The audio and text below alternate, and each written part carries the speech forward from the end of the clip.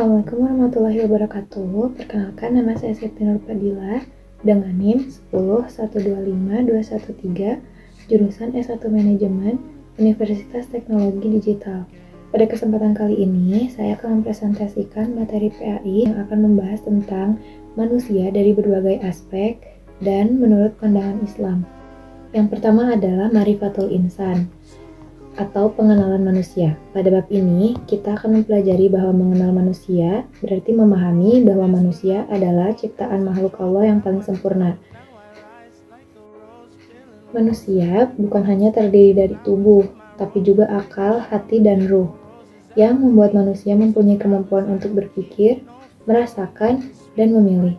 Intinya, Ma'rifatul Insan mengajarkan bahwa untuk memahami diri sendiri, kita harus sadar bahwa kita adalah ciptaan Allah yang diberi tugas untuk tanggung jawab di dunia. Selanjutnya ada hakikat manusia.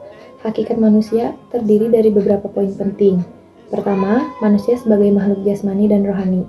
Artinya, kita bukan hanya butuh makan dan minum, tapi juga butuh ketenangan hati dan kedekatan dengan Allah Subhanahu wa Ta'ala. Kedua, manusia sebagai makhluk individu. Kita punya kepribadian dan karakter masing-masing.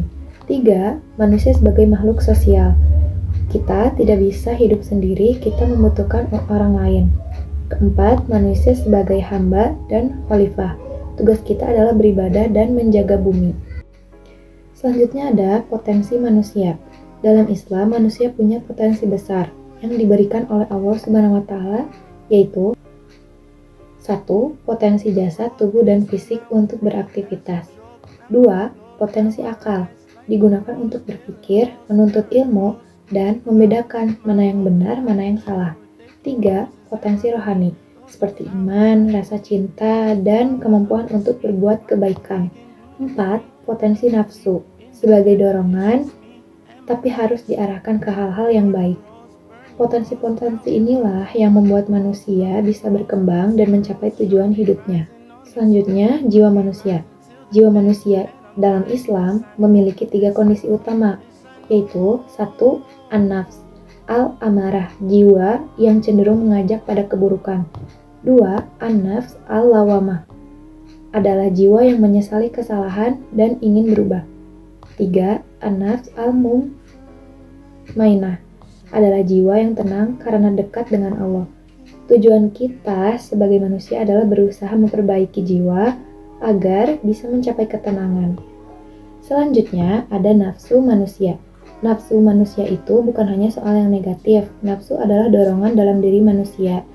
Dalam Islam, nafsu terbagi menjadi 2. Pertama, nafsu makmumah, seperti sifat marah, berlebihan, sombong, iri. Yang kedua, nafsu mahmudah, seperti sabar, ikhlas, dan rendah hati. Tugas kita adalah mengendalikan nafsu buruk dan mengarahkan dorongan diri ke hal-hal yang lebih baik.